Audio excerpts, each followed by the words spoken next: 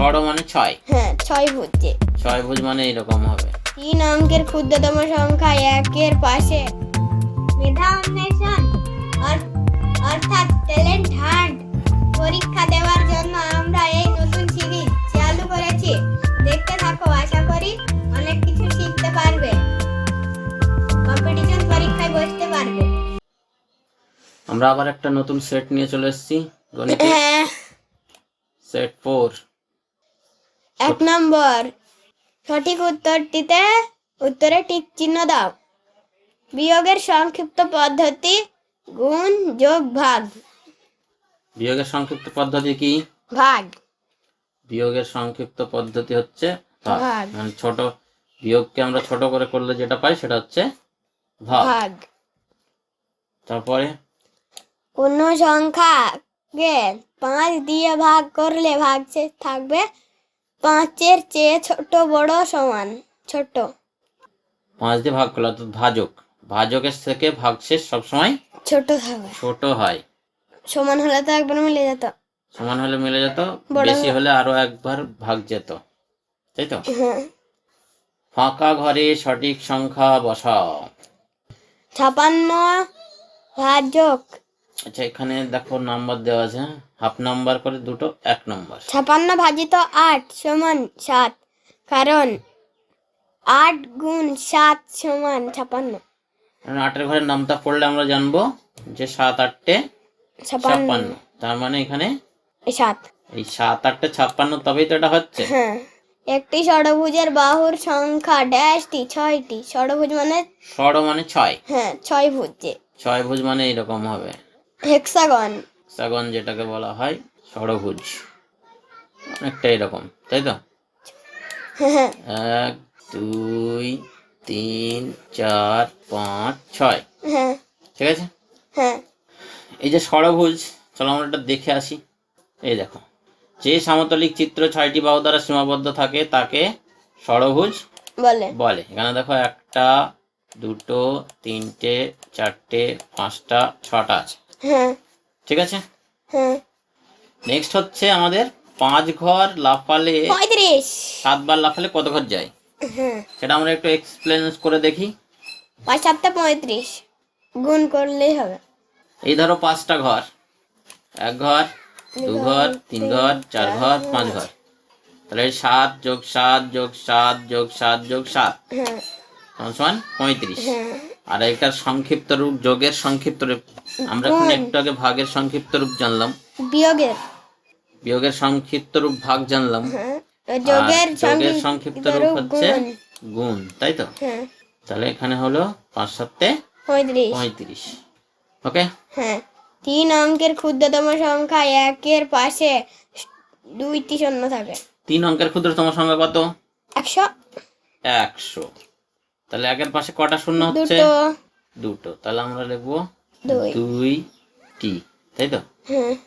2টি শূন্য থাকে। 3 নেক্সট নম্বর, যাওয়া যাক। ভাগ সত্য অথবা মিথ্যা লেখো। ভাগ অঙ্কের 3টি অংশ। যে কোনো একটা ধরো ভাগ অঙ্ক আছে, সেটার কয়টা অংশ? ভাজ্য ভাজক ভাগফল ভাগশেষ। হ্যাঁ, 4টে তো। কি কি থাকে? 4টে। ভাগ, এই যে এই কোশ্চেনেই দেওয়া আছে, এখানে দেখো ভাজ্য 5 নম্বর ভাজক কোশ্চেনে আমাদের ভাগফল উত্তর ভাগশেষ। আছে ভাজ্য ভাজক ভাগফল ভাগশেষ। তাহলে কয়টা হলো? 4টে। 4টে। তাহলে এটা মিথ্যা হবে। তাহলে এটা হবে মিথ্যা। মিথ্যা আঁকা যায় সরল রেখা দিয়ে, এটাও মিথ্যা। বৃত্ত আঁকা যায় সরল রেখা দিয়ে, বৃত্ত সরল রেখা দিয়ে আঁকা যায় না, বক্ররেখা দিয়ে আঁকা যায়। বক্ররেখা দিয়ে আঁকা যায়, তাহলে এটাও মিথ্যা। এটাও হয়ে গেল মিথ্যা, এটাও মিথ্যা। হ্যাঁ। নিচের প্রশ্নগুলোর উত্তর দাও। ক, 3 দ্বারা বিভাজ্যতার শর্ত লেখো। 3 দ্বারা বিভাজ্যতার শর্ত লেখো, মানে 3 দ্বারা কোনো সংখ্যা 3 দ্বারা বিভাজ্য কিনা কি করে বুঝবো এবং উদাহরণ দিতে হবে। তাহলে কোনো সংখ্যা 3 দ্বারা বিভাজ্য কিনা আমরা কি করে জানি? তার কোনো সংখ্যার অঙ্কগুলির সমষ্টি যদি 3 দ্বারা বিভাজ্য হয় তাহলে গোটা সংখ্যাটাই 3 দ্বারা বিভাজ্য হবে। হ্যাঁ, কোনো সংখ্যার অঙ্কগুলির সমষ্টি যদি 3 দ্বারা বিভাজ্য হয় তাহলে পুরো সংখ্যাটিও 3 দ্বারা বিভাজ্য হবে, ঠিক কিনা? হ্যাঁ। এখানে আমরা দেখতে পাচ্ছি, এটা ভালো করে মনে করে নাও। আমরা একটু উদাহরণের সাহায্যে বুঝবো। 3 অঙ্কের যে কোনো একটা সংখ্যা বলো। 1 2 3 123। হুম 2 এর আগে 3, 3 আর 3 6 6। এগুলো হচ্ছে অঙ্ক, এগুলো হচ্ছে এক একটা অঙ্ক। তাহলে 123-এর সংখ্যাতে কি কি অঙ্ক আছে? 1 আছে, 2 আছে, 3 আছে। হ্যাঁ 3টে যোগ করো, যোগফল হচ্ছে 6। 6 এই 6 কি 3 দ্বারা বিভাজ্য? হ্যাঁ 3 দুগুণী 6। হ্যাঁ তাহলে এই সংখ্যাটাও 3 দিয়ে ভাগ হবে। কি করে দেখা যাক, মেলে কিনা, আমরা প্রমাণ করতে পারি কিনা। হুম হুম দেখি। হ্যাঁ তাহলে এটাকে আমরা 3 দিয়ে ভাগ করব। 12 প্রথমে 1 আছে, 3 এর থেকে বড়, এই 3 এর থেকে বড়, তাহলে আমার 2 ঘর নিতে হবে। হ্যাঁ তাহলে কবার যাবে? 4 3 4 12 12। আর 3 একে 3 3 নেমে গেল, 3 একে 3 3 একে 3 মিলল।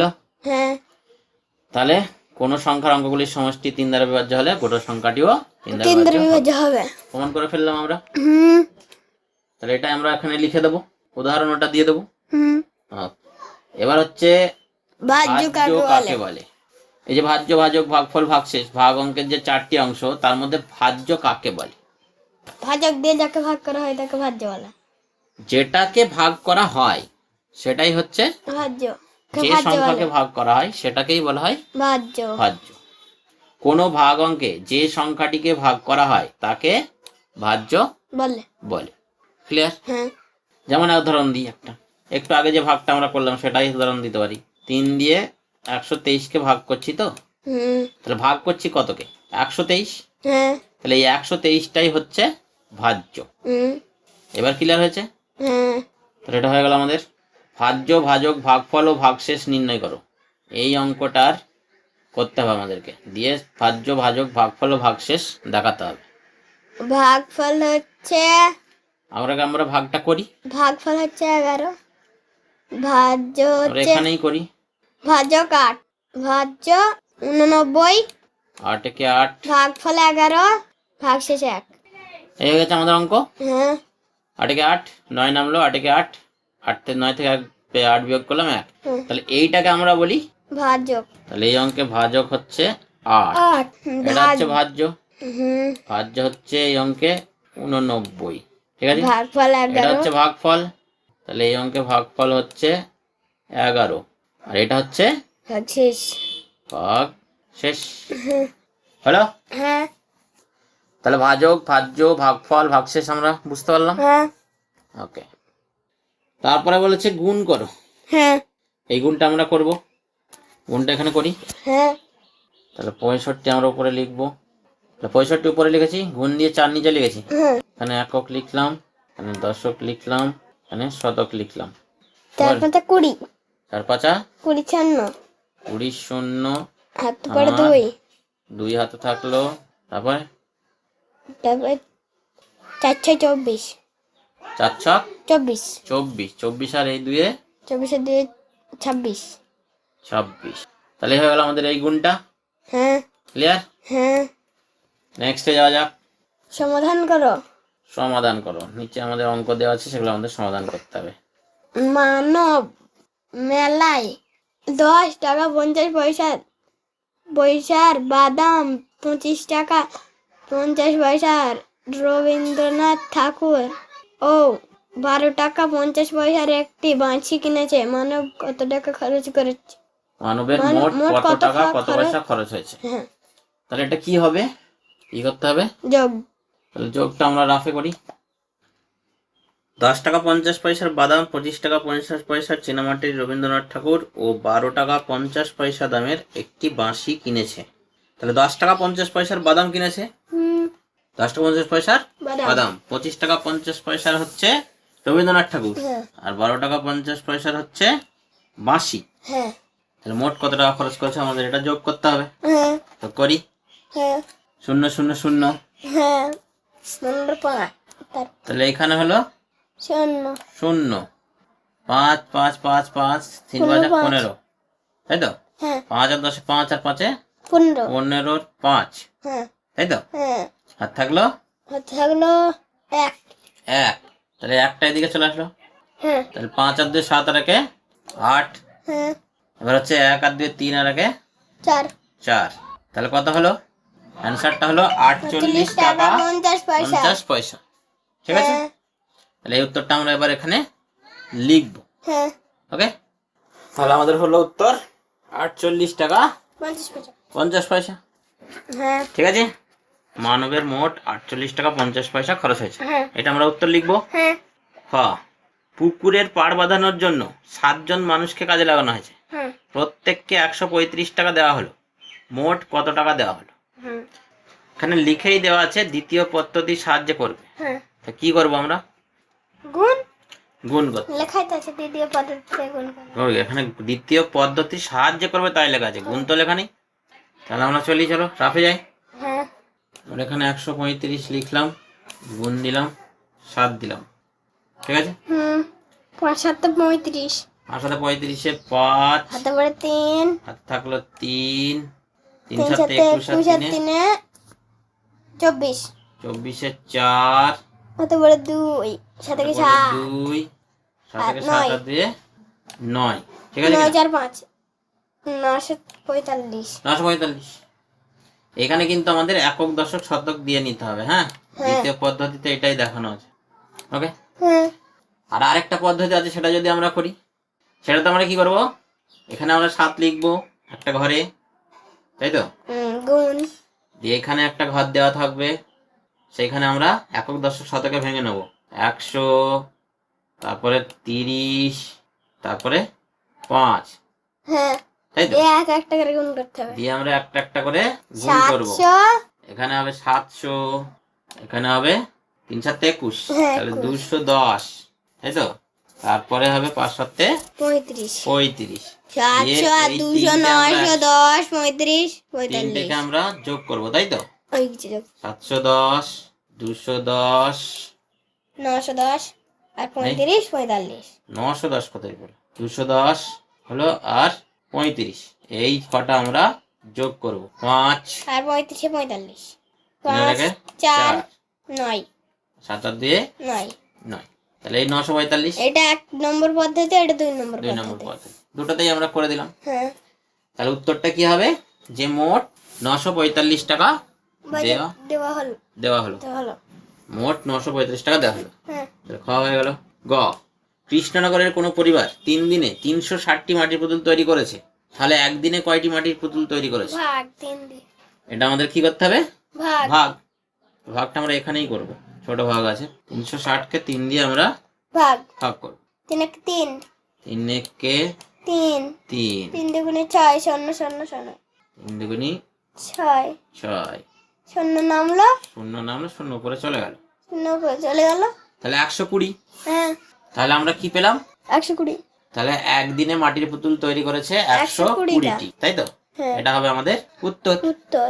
চলো পরের পাতায় যাওয়া যাক। যোগের সাহায্যে নামতা গড়ি, 9 গুণ 5, এটা যোগের সাহায্যে যদি আমরা নামতা গড়ি, তার মানে আমাকে কি করতে হবে, 9-কে 5 বার যোগ করতে হবে, হ্যাঁ তাই তো, 9 যোগ 9 যোগ 9 যোগ 9 যোগ 9, 9 যোগ 9 যোগ 9 যোগ 9 9, যোগ 9 সমান 5 9 45। তাহলে 5 9 45 আমরা জানি, তাহলে আমরা একবার যোগ করে দেখি, 9 আর 9 18 18, 18 আর 9 27 27, 27 আর 9 36 36, 36 আর 9 45 45, তাহলে আমাদের এখানে হয়ে গেল 45। 45। আমরা যোগ করে দেখতে পারো। ঠিক আছে, একটি আয়তাকার চিত্র একটি আয়তাকার চিত্র অঙ্কন করো। আয়তাকার চিত্র কেমন হয়, আয়তাকার চিত্রের নিয়ম হচ্ছে কি বলো দেখি, বিপরীত বাহু দুটো সমান হবে। সমান হবে। আমরা ওখানে দেখানো বাদ দিয়ে এখানেই দেখাচ্ছি, এই যে ঘরটা, এই ঘরটাই হচ্ছে একটা আয়তাকার ক্ষেত্র চিত্র। এই দেখো, এই বাহুটা আর এই বাহুটা সমান, আর এই বাহুটা আর এই বাহুটা সমান সমান, তাহলে এটাই একটা আয়তাকার চিত্র। এটাও আয়তাকার চিত্র, হ্যাঁ এই বক্সটাও আয়তাকার চিত্র। তাহলে আয়তাকার চিত্র এভাবে তোমরা একটা এঁকে দেবে, আমরা একটু আঁকার চেষ্টা করছি। এটা হচ্ছে আয়তাকার চিত্র। একটি ত্রিভুজের চিত্র এঁকে তার নাম দাও। ত্রিভুজের চিত্র, ত্রিভুজ আঁকি। ত্রিভুজ আমরা কোনটাকে জানি, 3টে বাহু দ্বারা সীমাবদ্ধ সমতলিক চিত্র, তাই তো, তাহলে এটা একটা ত্রিভুজ। এই ত্রিভুজটার আমরা নাম দেবো, ক খ গ, এখানে এ দেবো, ক খ গ দেবে না এ বি, এখানে দেবো বি, আর এখানে দেবো এ সি। ঠিক আছে, এ বি সি। তাহলে 9 হয়ে গেল, 10 হয়ে গেল, 11। 11। এই চিত্রটিতে থেকে এই যে চিত্রটা, এই চিত্রটি থেকে কি পাওয়া যাবে বলো? বৃত্ত। এই চিত্রটি থেকে আমরা একটা বৃত্ত পাবো। আর বলো? একটা সরলরেখা পাবো। একটা সরল রেখা পাবো। ঠিক আছে, তারপরে বলো? অর্ধেক বৃত্ত পাবো। একটা বৃত্ত পেলাম, একটা সরল রেখা পেলাম, হ্যাঁ, অর্ধেক বৃত্ত দুটো পাবো। অর্ধবৃত্ত পাবো। হ্যাঁ। ঠিক আছে, হুম। দুটো অর্ধবৃত্ত পাবো। অর্ধবৃত্ত পাবো। ভালো করে ভেবে দেখো, হ্যাঁ। পাবো কিনা? হ্যাঁ, একটা উপরে একটা নিচে। একটা উপরে একটা নিচে। এই যে একটা অর্ধবৃত্ত আর এই একটা অর্ধবৃত্ত, দুটো অর্ধবৃত্ত পাবো। হ্যাঁ। তাহলে দুটো অর্ধবৃত্ত পাবো। হ্যাঁ, হ্যাঁ। একটা বৃত্ত পাবো, একটা সরল রেখা পাবো, দুটো অর্ধবৃত্ত পাবো। এই জিনিস কটাই পাবো, হ্যাঁ। আর কিছু পাবো নাকি? না, আর কিছু পাবো না। নেক্সট কোয়েশ্চেন বলেছে, এক অঙ্কের বিজোড় সংখ্যাগুলি কি কি? 1, 3, 5, 7, 9। 1, 3, 5, 7, 9। এগুলো হচ্ছে এক অঙ্কের বিজোড় সংখ্যা। সংখ্যা। চতুর্ভুজ কাকে বলে? চিত্র সহ লেখো। চিত্রটাকে নাম দিয়ে এই আমি একটা চতুর্ভুজ আঁকলাম। আয়তক্ষেত্র হয়ে গেল। আয়তক্ষেত্র, বর্গক্ষেত্র, সেটা যাই হোক, কিন্তু সেটা তো চতুর্ভুজ। চতুর্ভুজই আমাকে এখানে হয়। সেটা বলেনি। চতুর্ভুজ হচ্ছে এটাও হতে পারে, এটাও একটা চতুর্ভুজ, কিন্তু এরও 4টে বাহু আছে। তাহলে 4টে বাহু দ্বারা সীমাবদ্ধ সমতলিক চিত্রকে বলা হয় চতুর্ভুজ। চতুর্ভুজ। সেটা যে কোনো দিক দিয়ে হতে পারে, 4টে বাহু থাকলেই হবে। পরে আয়তক্ষেত্র কাকে বলে, বর্গক্ষেত্র কাকে বলে, রম্বস কাকে বলে, সেগুলো আমরা পরে শিখব। চতুর্ভুজ কাকে বলে না, 4টি বাহু দ্বারা সীমাবদ্ধ ক্ষেত্রকে চতুর্ভুজ বলে। তাহলে এই আমরা চতুর্ভুজ আঁকলাম দুটো। ঠিক আছে, তাহলে আমরা লিখবো কি? লিখবো না, সীমাবদ্ধ চিত্র বা ক্ষেত্রকে 4টি বাহু দ্বারা সীমাবদ্ধ চিত্র বা ক্ষেত্রকে চতুর্ভুজ বলে। সমতলিক। হ্যাঁ, ঠিক আছে।